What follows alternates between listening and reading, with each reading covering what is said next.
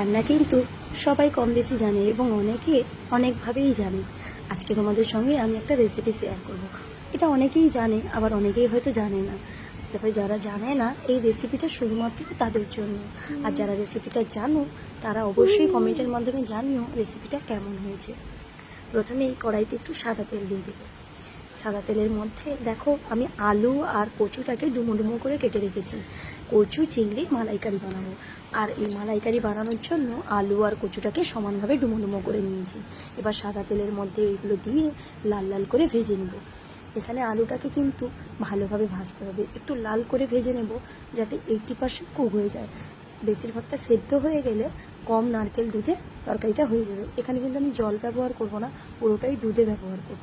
নারকেল দুধ দিয়ে তরকারিটা বানালে, মালাইকারি মানেই নারকেল দুধ, তাতে অনেক টেস্টি এবং খেতেও ভীষণ ভালো লাগে। ভালো করে চারদিকটা নাড়িয়ে চাড়িয়ে আলু আর কচুগুলোকে ভালো করে ভেজে নেব। এই কচুটা অনেকেই হয়তো জানো না বা চেনো না। এটা হলো মাল কচু বলা হয় একে। আমাদের গ্রামের দিকে তো এই নামেই আমরা পরিচিত।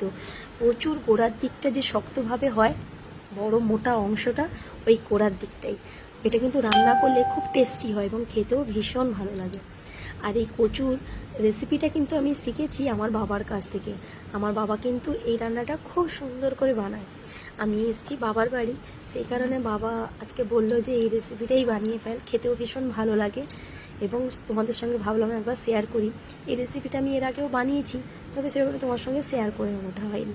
এতে নুন হলুদের গুঁড়ো একটু দিয়ে দেবো, দিলে দেখতেও ভালো লাগবে আর ভাজার সময় কালারটাও অনেকটা সুন্দর চলে আসবে। ভাজতে ভাজতে ততক্ষণে আমাকে নারকেলের দুধটা বের করে নিব। এবং এখানে যা যা লাগবে, আদা বাটা, কাটা পেঁয়াজ কুচি, আর এখানে ব্যবহার করব চারমগজ বাটা। এখানে আমি ভাজতে ভাজতে নারকেল দুধটা দেখো বের করে নিয়েছি। আর চিংড়ি মাছগুলো ভালো করে ধুয়ে খোসা ছাড়িয়ে তাতে নুন হলুদ মাখিয়ে রেখেছি। এই কচু আর আলুটা ভাজা হয়ে গেছে, এবার আমি চিংড়ি মাছটাও ভাজতে বসিয়ে দিয়েছি। চিংড়ি মাছটাকেও বেশ লাল করে ভেজে নেব। চিংড়ি মাছটা ভালো করে না ভাজলে না, চিংড়ি মাছের কেমন একটা আঁচটে গন্ধ থেকে যায়। আর এই চিংড়ি মাছের মাথাটা আর লেজটা কিন্তু আমি বাদ দিইনি, শুধু মাঝের খোসাটুকুনি বাদ দিয়ে দিয়েছি। চিংড়ি মাছটা লাল করে ভেজে নিয়েছি। এবার আমরা মশলাটা তৈরি করে নেব। কড়াইতে যেহেতু সাদা তেল একটু রয়েই গেছে, ওর ওপরেই আমি সরিষার তেল ব্যবহার করব। তরকারিটা কিন্তু আমি সরিষার তেলেই বানাবো। সরিষার তেল দিলে না তরকারি একটা আলাদা ফ্লেভার চলে আসে। এখানে আমি দিয়ে দিচ্ছি সরিষার তেল, খুব বেশি লাগবে না, সামান্য দিলেই হবে, যেহেতু এগুলো তেলে ভাজা রয়েছে। কড়াইতে তেলের উপরে একটু চিনি দিয়ে দিয়েছিলাম, চিনিটা গলে যাওয়া পর্যন্ত অপেক্ষা করছি। চিনিটা গলে গেলেই পেঁয়াজ তুলে দেবো। এতে দিয়ে দেবো পেঁয়াজ কুচি। পেঁয়াজগুলো কিন্তু একটু বড় সাইজের কেটেছি এবং অনেকটা পরিমাণ পেঁয়াজ দিয়েছি। একটু বেশি পরিমাণ পেঁয়াজ দিলে তরকারিতে গ্রেভির ভাবটা বেশি হবে। আর আদা রসুন বাটা এতে কম দিলেও হবে, কিন্তু পেঁয়াজের পরিমাণটা এতে একটুখানি বেশি লাগবে। পেঁয়াজটাকেও একটু লাল করে ভেজে নেব। পেঁয়াজটা লাল করে ভাজা হয়ে গেলে এতে রসুন কুচি দিয়ে দিচ্ছি। রসুনকে একটু থেতো করে নেবে, তাতেই হবে, বাটার দরকার নেই। খুব বেশি বাটা হয়ে গেলে তরকারিটা ভালো লাগবে না, এতে একটু থেতো করে দিলে তার একটা ফ্লেভার আসবে। রসুন 4-5 কোয়া রসুন আমি ভালো করে থেতো করে দিয়েছি।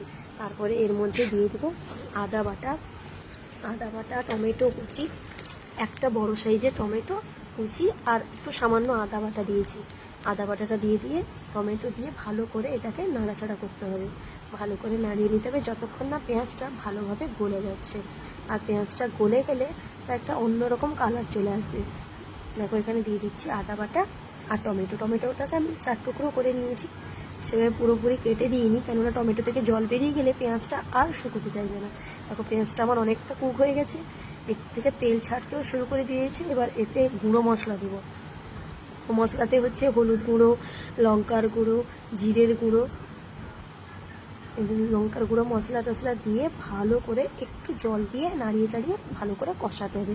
যতক্ষণ না মশলাটা তেল ছেড়ে যাচ্ছে ততক্ষণ এভাবে নাড়িয়ে চাড়িয়ে কষাতে হবে।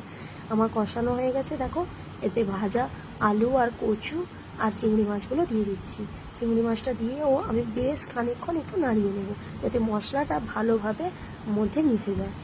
ভালো করে নাড়িয়ে চাড়িয়ে এতে দিয়ে দেবো চারমগজ বাটাটা আগে থেকে চারমগজটা জলে ভিজিয়ে রেখেছিলাম, তারপরেই বেটে নিয়েছি, দিলে পেস্টটা খুব ভালো হয়।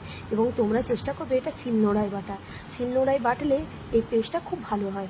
আর যখন এটা মিক্সিতে দিতে যাবে জিনিসটা গলে যাবে, বেশিরভাগ জল হয়ে যাবে। এতে কিন্তু জল দেবো না, শুধু চারমগজটা একটু শক্ত করে বেটে নিতে হবে।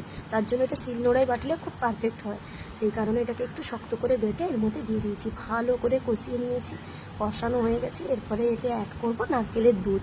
আমি কিন্তু এখানে জল ব্যবহার করব না, যতটা পরিমাণ নারকেলের দুধ দেওয়া যায় ওই দুধটুকুনিই দিব। আমার কাছে আমুল দুধ ছিল না, তোমরা চাইলে যদি নারকেল দুধের বদলে তোমরা আমুলের গুঁড়ো দুধও ব্যবহার করতে পারো, কিন্তু সেক্ষেত্রে মালাইকারির টেস্টটা আলাদা হয়।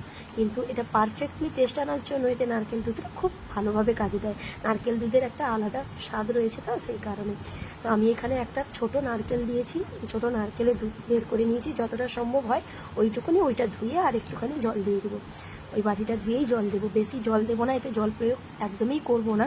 ওই নারকেল দুধের বাটিটা ভালো করে ধুয়ে ওতে আর একটু জল দিয়ে দেবো। অলরেডি এটা তো আমার সেদ্ধ হয়েই আছে, জাস্ট একটু জুস রাখার মতো।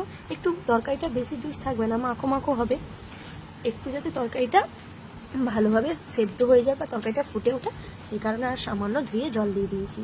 এরপরে দেখো তরকারিটা ফুটে উঠেছে আর অনেকটা গ্রেভি ভাবও চলে এসছে, বেশি জুসও নেই। তরকারিটা একদম আমাদের রেডি হয়ে গেছে। দেখো আলু আর কচু ভালোভাবে সেদ্ধও হয়ে গেছে। এতে এবার দিয়ে দেবো গরম মশলার গুঁড়ো, ওপর থেকে গরম মশলার গুঁড়ো ছড়িয়ে দিলেই আমার তরকারি রেডি। কেমন হয়েছে তোমরা অবশ্যই কমেন্টের মাধ্যমে জানিও। দেখো আমার তরকারিটা কিন্তু দারুণ কালার এসছে। তোমরা সবাই ভালো থেকো, টাটা।